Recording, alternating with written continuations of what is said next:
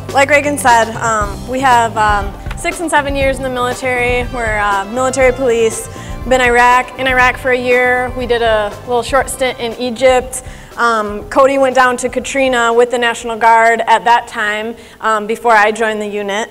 And we're also certified and trained to, certified to train for the certs as well.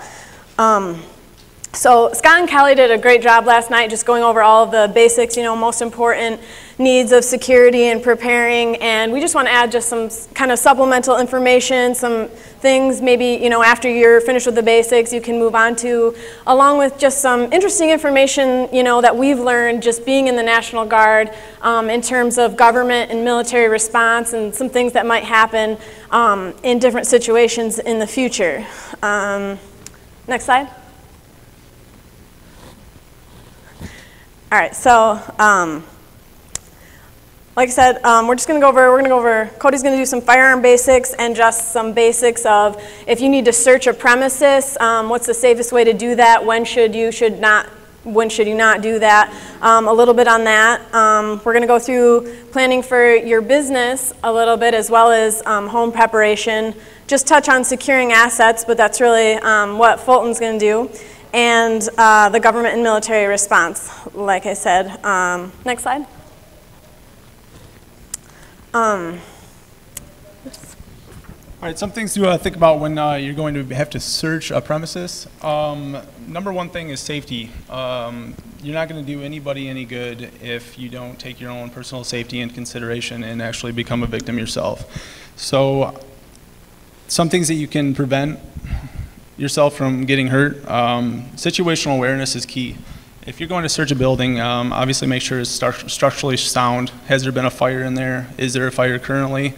Do you know that there's a gas main that might be busted? Is there electrical wires down? These are all things that you need to consider and assess before you go running into a building trying to help people. Being prepared never hurts.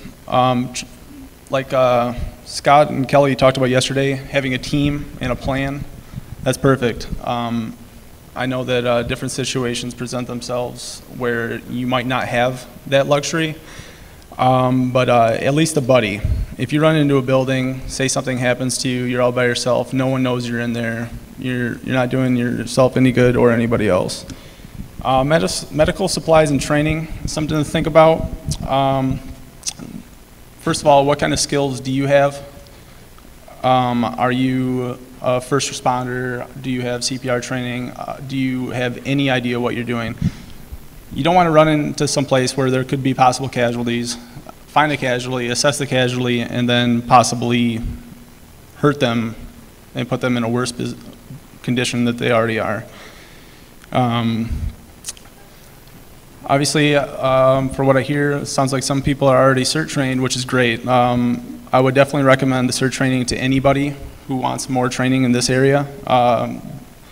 They go over all the basics for searching a room, assessing a casualty.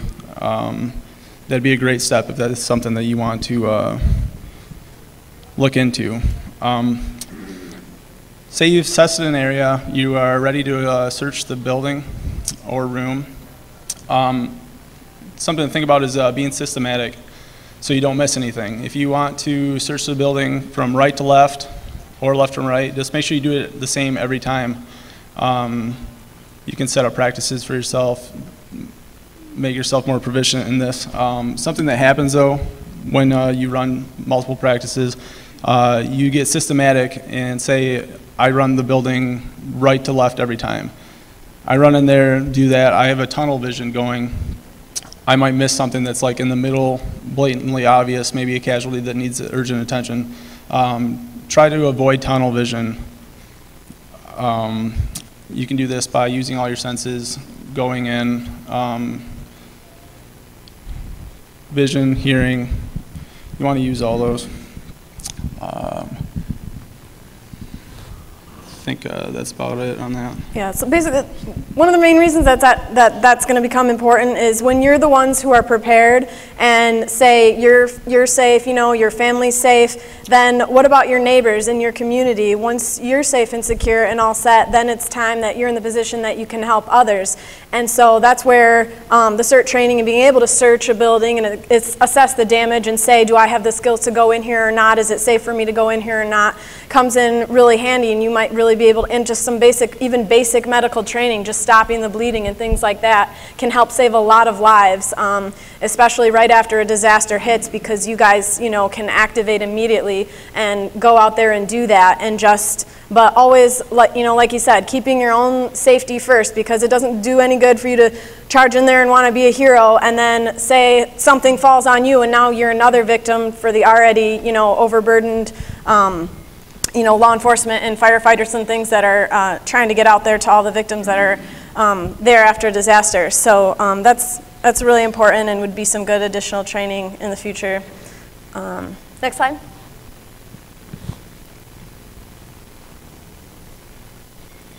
All right, Cody's going to tell you a little about the firearms basics, and basically, like Scott and Kelly said, if you're going to have your own firearm, just safety and training are number one.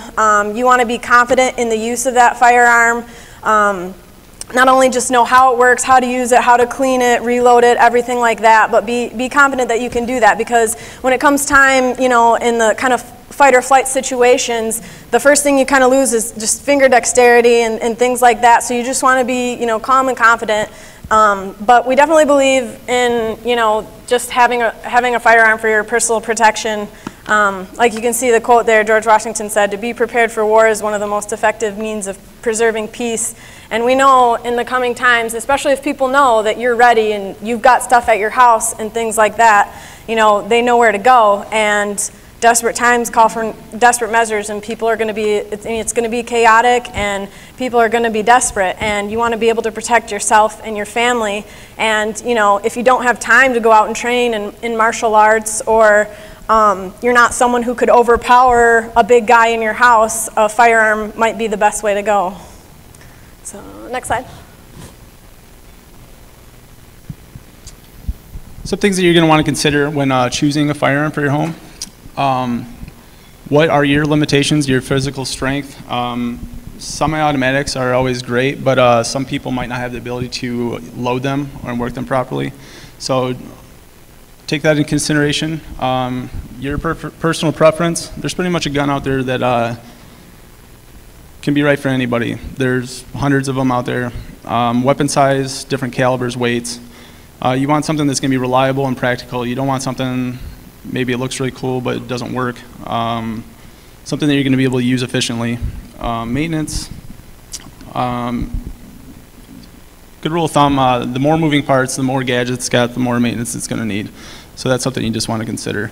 We're just going to go over a few different models that I would recommend and tell you the pros and cons and some of those different kinds of weapons. So next slide. This is a picture of a Glock.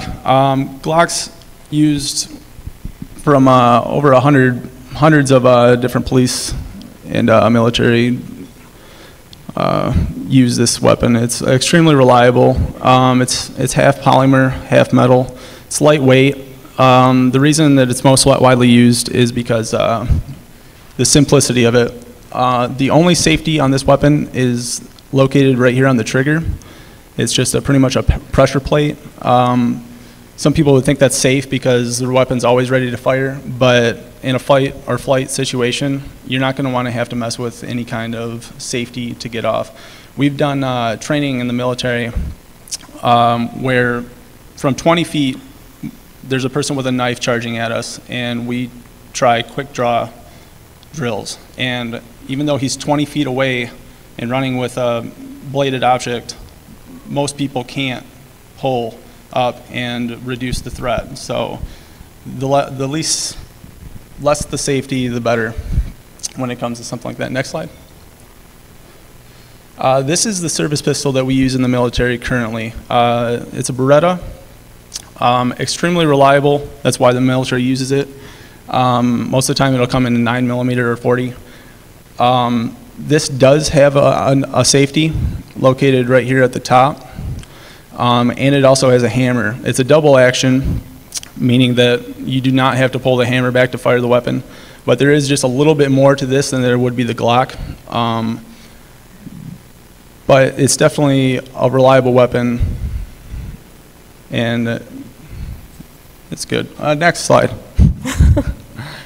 This is a Colt 1911, named after the year that it was actually made. So you know it's reliable. It's been around for that many years. It's been revised. It's been perfected.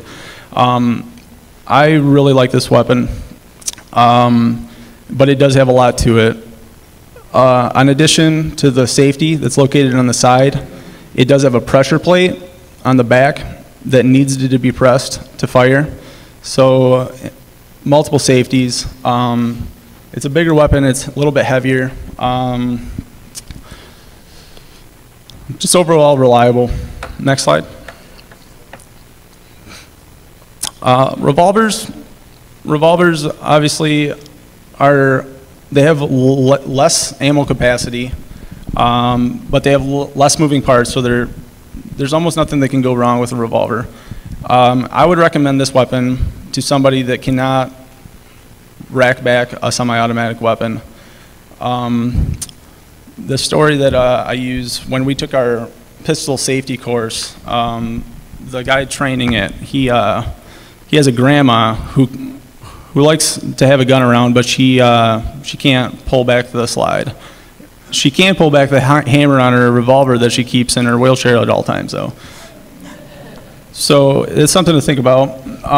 Revolvers also require a lot less maintenance as they don't have magazines. The thing that you have to worry about when you have a magazine, you don't want to just purchase a semi-automatic pistol, throw it under the bed, say 3 years goes by, you're going to have to grab that in a situation and your magazine spring is going to be so wore out that it's not going to load properly.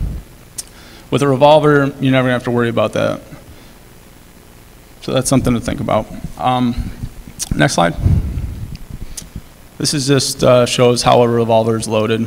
They do make speed loaders, and there's actually people that prefer revolvers and train with them and can make them just as proficient and fast as a semi-automatic, but it takes a lot of practice. Next slide. This is just another example of a loading style of a revolver. This is a single load model. Obviously, it's going to be the slowest out of any gun that you can buy because you have to manually load and unload single bullet at a time. Next slide. Oh,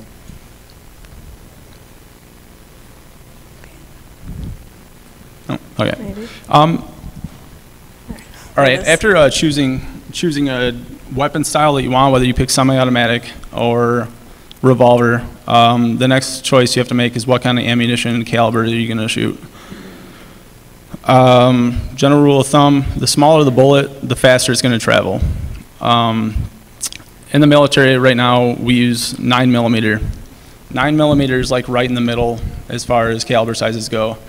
I'm not sure if I prefer 9mm because with the faster travel, you're going to have more stuff that's going to be able to go through. It's got less stopping power, and you have to worry more about if you miss, what else is that bullet going to go through. For home defense, if you can handle it, I would recommend 45 caliber, but always with a hollow point bullet. This is a picture of a hollow point bullet and an example of what it does when it hits a target. All right, and yeah, it's just going to have a lot more knockdown power. Next slide. Shotguns are used in a lot of homes today, I know, but I don't necessarily recommend them just because if you show the next slide, this is a picture of a target hit with shotgun from like 15 feet away. Multiple projectiles. You're not going to have to worry about accuracy so much, but you're going to have to worry a lot about what else is around. What else are you going to hit? Is it going to be another person? Is it going to be something that you don't want to shoot at?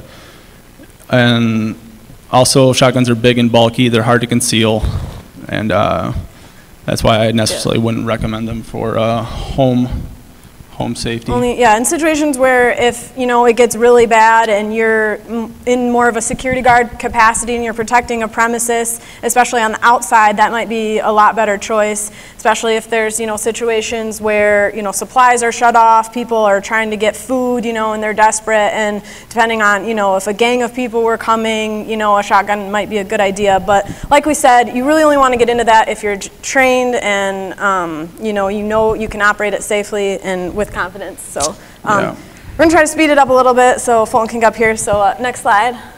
Preparing and securing your business and workplace. Kind of repetitive, like we've talked about. You always want to keep a recorded emergency plans and procedures. Make sure your employees have copies of them, and hold drills and rehearsals. And ensure all your systems are backed up, and both on and off site.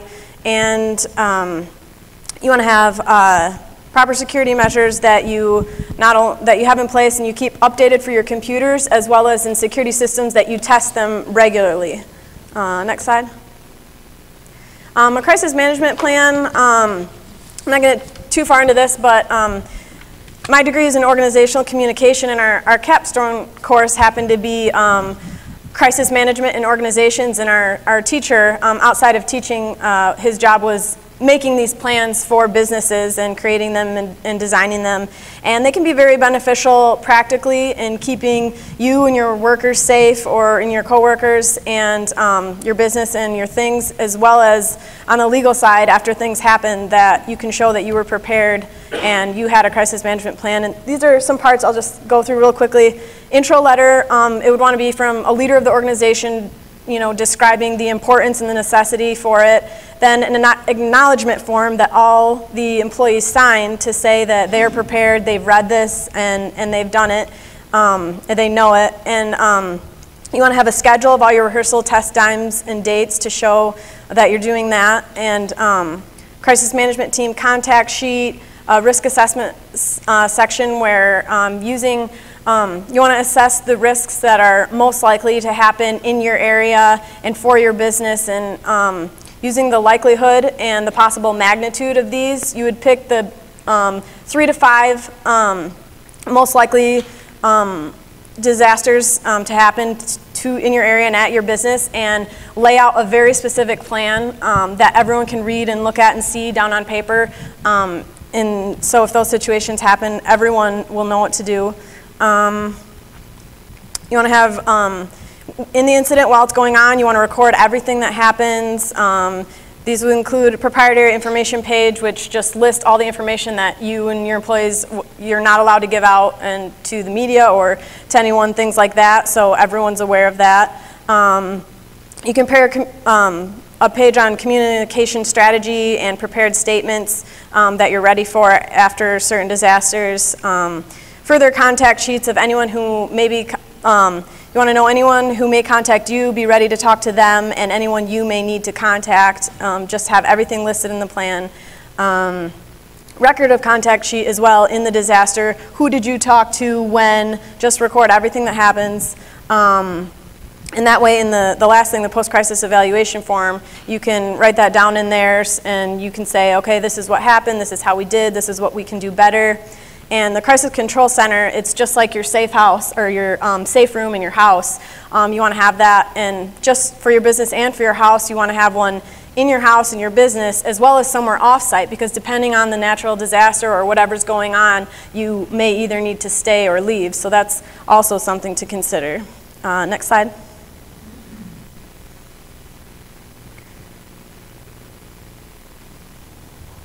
Protecting your assets, I'll just let, Fulton's going to go into that farther, so he's next, so we'll just skip over that one.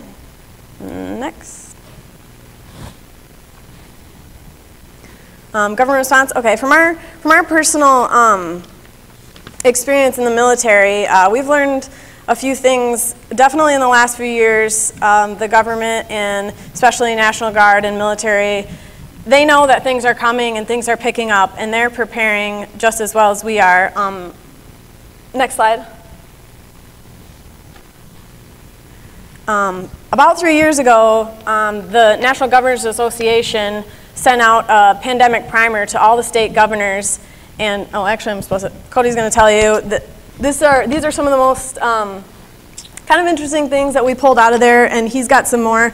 And just to say what the government is preparing for and kind of what they're prepared to do in these times and what we can expect. Yeah, the primer was filled with a lot of words like medical response capability in a pandemic.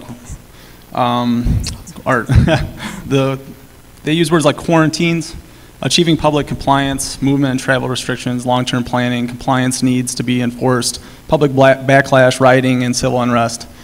And we just pulled a few interesting quotes from this 32-page document.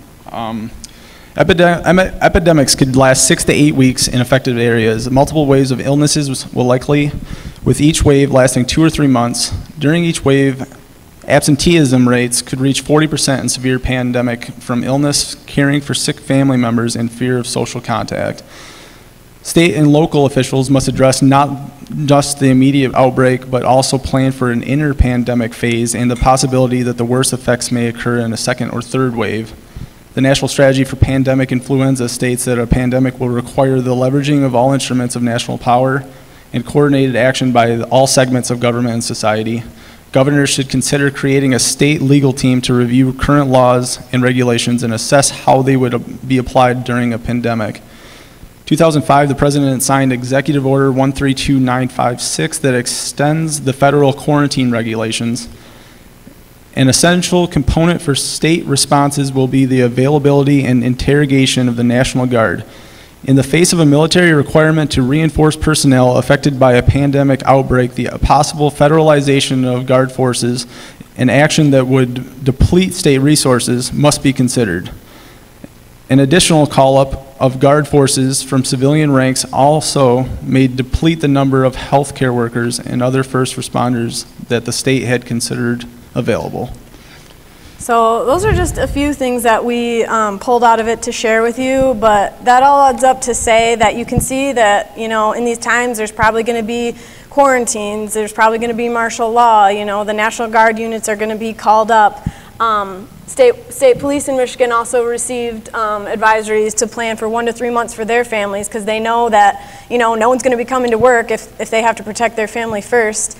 And personally, our unit, only in the last couple of years, has been designated as a quick response force, quick reaction force unit, QRF. They've required us to do additional exercises. We go up to Camp Grayling by our house and with other units as well as law enforcement agencies and emergency personnel, and we've been conducting joint training exercises and additional training to prepare for these things. So really, if the government is expecting and training for these things in the physical, we know all the more what's coming in the spiritual in God's word, so we should definitely be preparing as well. Last slide.